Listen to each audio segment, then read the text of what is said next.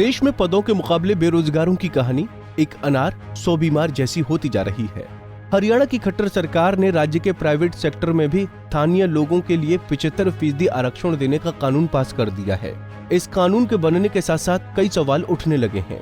वहीं फैक्ट्रियां चलाने वाले संचालक भी सरकार की बात से इत्तेफाक नहीं रखते।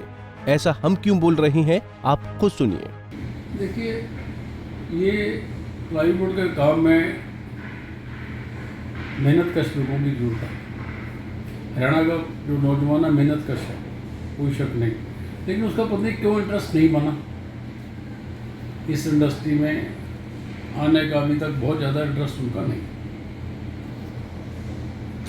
अगर सरकार इसके अंदर खुद स्किल्ड लेबर तैयार करेगी और सही नौजवानों को तैयार करके इस काबिल बनाएगी जिसमें सरकार का ही योगदान होगा, तो मैं समझता हूँ ऐसा कर पाए तो हरियाणा स्टेट के नौजवान को नौकरी मिलेगी। हरियाणा के अलग अलग इलाकों में अलग अलग तरह के उद्योग हैं और उन उद्योगों में देश के विभिन्न प्रदेशों से आए विशेष मजदूर काम करते हैं। ऐसे में फैक्ट्री संचालकों का कहना है कि हरियाणा में काम कर रहे बाहरी मजदूरों की तुलना में राज्य के युवाओं के पास वो हुनर नहीं होता जो प्लाईवुड इंडस्ट्री के लिए जरूरी है। इंडस्ट्री के अंदर बिहार के लोग भी हैं, उड़ीसा के लोग भी हैं, यूपी के लोग भी हैं और बंगाल के लोग भी हैं, नेपाल के लोग भी हैं। इनको अलग अलग तरीके के अलग अलग वर्क आते हैं, क्योंकि जितने डिवीज़न अंदर काम करने वाले हैं, किसी डिवीज़न में कोई कामयाब है, किसी डिवीज़न में कोई कामयाब है। ये कई स्टेटों से लोग आ रहे हैं, हरियाणा के लोग भी हैं, लेकिन कम तादाद में। बता दें कि हरियाणा के यमुनानगर में प्लाईवुड इंडस्ट्री की अपनी अलग पहचान है। इस इंडस्ट्री में नेपाल, बंगाल, उत्तर प्रदेश, उड़ीसा, बिहार से आए हुए खास कारीगर काम करते हैं। हरियाणा के युवा भी इन फैक्ट्रियों में काम करते हैं, लेकिन उनकी संख्या बहुत ज्यादा नहीं है।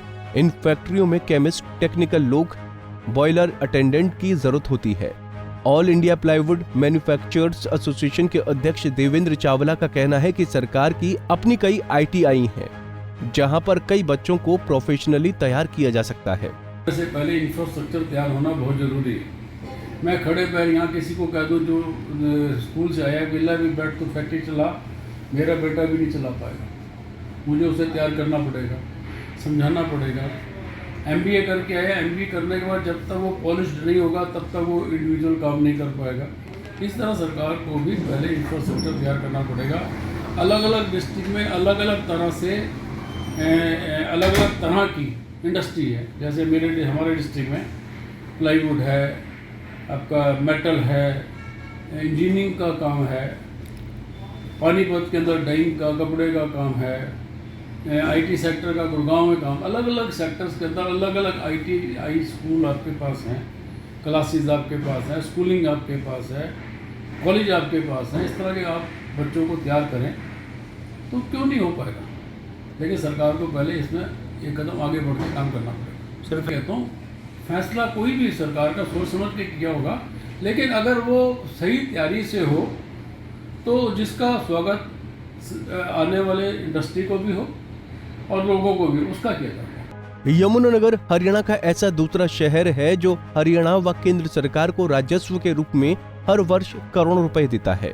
हरियाणा सरकार द्वारा उद्योगों में 75% हरियाणा निवासियों को नौकरी देने को लेकर भी उद्योगपति सहमत नहीं है।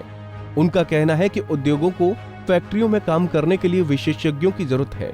फिलहाल वो इतनी संख्या में हरियाणा में नहीं है।